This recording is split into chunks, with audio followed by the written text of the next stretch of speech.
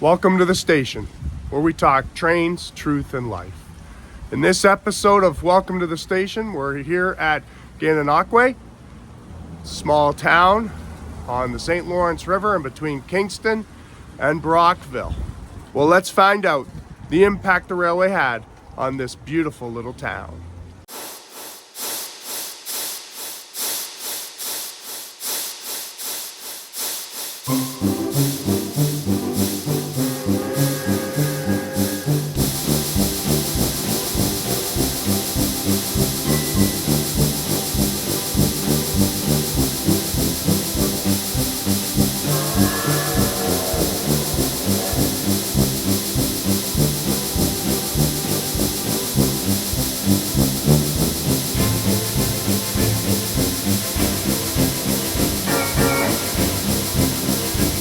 Gananoque, Ontario, the town a train helped build.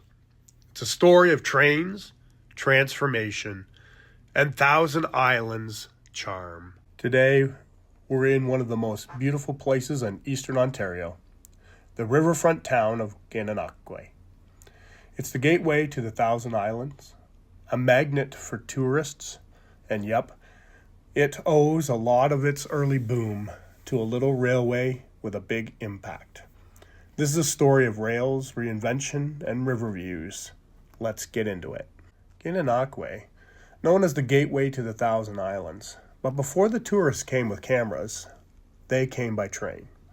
When the Grand Trunk Railway arrived in the late 1800s, it did more than move freight. It moved dreams. It connected this riverside gem to the world. Back in the late 1800s, Gananoque was a riverside town with big potential. But what it didn't have was a direct line to the growing Canadian rail network. Not until 1884, that is. So enter the Thousand Islands Railway, or the TIR. It was only 5 miles long, but it connected the Grand Trunk main line to the Gananoque waterfront. Small line, but a big deal. Suddenly, the town's mills, factories, and shipyards had a direct line to markets across Ontario and beyond. Goods came in, products went out, and Gananoque started to boom. In fact, industry output jumped by over 40% after the railway arrived. Not bad for a line you could walk in under 2 hours. Like a lot of short line railways, the TIR eventually slowed down. Freight ran until 1995, and the tracks were pulled up not long after. But the story didn't end there. Gananoque didn't collapse, it evolved. The factories faded, but the town embraced its beauty, its history, and its connection to the river. The old station is now the Thousand Island History Museum, and you can walk or bike the old rail route right down to the river.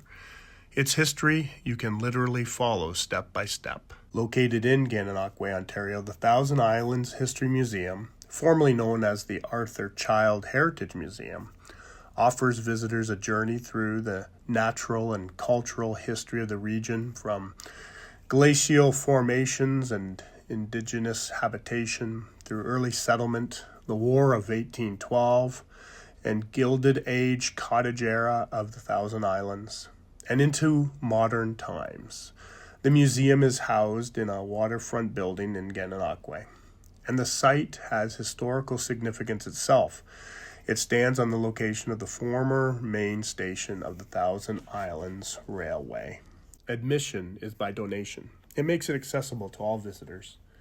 It features interactive exhibits, changing special exhibitions, and there's educational programming that's tailored for families and school groups. Love the rich regional story that's communicated in the museum, and it doesn't just focus on one historical moment, but it covers a span of eras in the Thousand Island region. What a beautiful waterfront setting. The location offers scenic views of the St. Lawrence River, and it makes the visit enjoyable beyond just the exhibits. It's a family-friendly atmosphere with activities, interactive displays, and exhibits that engage younger audiences. The Gananoque station still stands. It's a proud reminder of the town's pulse during Canada's Great Railway era. It was here that merchants shipped goods, families said goodbye, and travelers first discovered this town's beauty. See, these rails brought prosperity, fueling industries from shipbuilding to tourism, and shaping the architectural eloquence that still defines Gananoque today. Walk the streets with me and you'll see it. A town that wears its history proudly. Stately brick buildings, ornate trim and wide porches tell the story of a community that was built on craftsmanship, and it provided connection.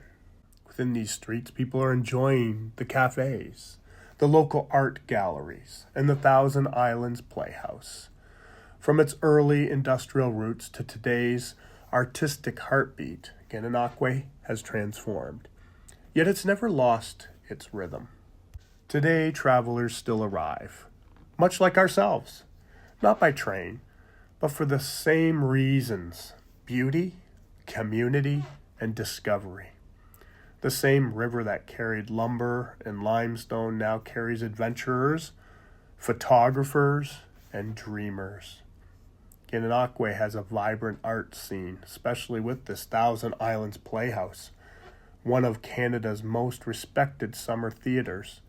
The theater is located right on the waterfront in a converted canoe club, a favorite of both locals and tourists. From boating and kayaking on the St. Lawrence to cycling along the waterfront trail or hiking the Gananoque Trail system, the town is an outdoor paradise. Today, Gananoque thrives on tourism, offering boutique shops, waterfront restaurants, and cozy inns. It's also a popular stopover for visitors traveling between Toronto, Ottawa, and Montreal. In fact, we make it a regular stop on our way through to Quebec. And though the engines are quieter now, Gananoque's spirit of movement continues, ever forward, ever welcoming. Gananoque may be small, but its railway story is mighty. The Thousand Islands Railway didn't just move goods, it helped move the town into the future. And today, that history is still all around you. If you're into trains, trails, or just really good views, this place is worth the trip, trust me. Thanks for riding along on another stop with Welcome to the Station. Be sure to like, subscribe, and hit that bell so that you don't miss where we're headed next.